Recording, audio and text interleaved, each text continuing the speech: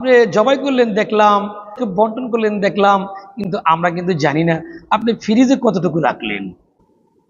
আসসালামু আলাইকুম রহমতুল্লাহি ওয়া বারাকাতুহু। সুপ্রিয় মুসলিম ভাই বোনেরা, এই যে কুরবানির ঈদ চলে গেল, ঈদ উল আজহা, আপনি গরু কিনলেন, ছাগল কিনলেন, ভেড়া কিনলেন, বকরি কিনলেন, তারপরে জবাই করলেন, গোশত সব কিছু মিলে আপনি খেলেন, সব করলেন, এরপরে ফ্রিজে রাখলেন। তো আমরা গরু দেখলাম, আপনি জবাই করলেন দেখলাম, তারপরে গরুর গোশত মানুষকে বন্টন করলেন দেখলাম, কিন্তু আমরা কিন্তু জানি না আপনি ফ্রিজে কতটুকু রাখলেন। তো বিষয়গুলো ফ্রিজে আপনি রাখেন, তাতে কোনো আপত্তি নেই, রাসূলের অনুমোদন রয়েছে। তো আপনার আশেপাশের আত্মীয় স্বজন যারা কোরবানি দেয় নাই বা গরিব মিসকিন আছে, সবাইকে কি ঠিক মতো দিয়েছেন? এটা একটা বিষয়। 2 নম্বর কথা হলো, আপনি কি কোরবানি দিলেন, মানুষকে খাওয়ালেন, নিজে খেলেন, এতিম মিসকিন সবাইকে দিলেন, নামাজটা কি ঠিক মতো রেখেছেন না ভুলে গিয়েছেন?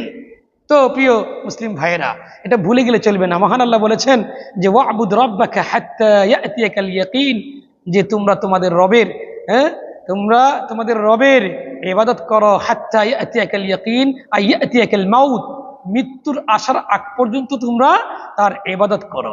আপনাকে আল্লাহ রাব্বুল আলামিন আপনাকে আমাকে এই গরু, এই ছাগল, এই ভেড়া, বকরি এগুলো খাওয়ার জন্য আমাদেরকে নিয়ামত হিসেবে দান করেছেন। আল্লাহ বলেন ওয়ালিতুকাব্বিরুল্লাহ আলা মা হাদাকুম, এবং আল্লাহ রাব্বুল আলামিন আপনাকে আমাকে হেদায়েত দান করেছেন বলেই তো আমি নিজে খেলাম এবং আত্মীয় স্বজনকে দিলাম, ফকির মিসকিনকে দিলাম। হেদায়েতের বিষয় আছে। সুতরাং হেদায়েত হলো মহান আল্লাহ পাকের পক্ষ থেকে আপনাকে আমাকে দান করা হয়েছে। এই জন্য আমাদেরকে বলছেন আমার বরত্ব তোমরা বর্ণনা করো। আল্লাহু আকবার, আল্লাহু আকবার কাবীরা, আল্লাহু আকবার আজল, আল্লাহু আকবার ওয়ালিল্লাহিল হামদ। এই তাকবীরের ধ্বনিতে মুখরিত হয়ে গিয়েছিল সেই ঈদগাহের প্রাঙ্গণটি। সুতরাং মহান আল্লাহ বললেন যে ওয়ালিতুকাব্বিরুল্লাহ আলা মা হাদাকুম ওয়া লাআল্লাকুম তাশকুরুন, খাইলা দাইলা মানুষকে দিলা, তোমরা শুকরিয়া আদায় করো, শুকরিয়া আদায় করো। শুকরিয়া আদায় করো মানে অর্থাৎ ইবাদত করছিলেন যেটা, তার উপর অটল অবিচল থেকেই মহান আল্লাহ রাব্বুল আলামিনের উপর শুকরিয়া আদায় করতে হবে। সুতরাং আসুন আমরা ভেবে দেখি আমার কুরবানিটা কতটুকু ইসলাম সম্মত হয়েছে, মহান আল্লাহর সন্তুষ্টি অনুযায়ী হয়েছে এবং রাসূলের পথ দেখানো অনুযায়ী হয়েছে। এজন্য একটু ভাবার দরকার। একটু ভাবেন।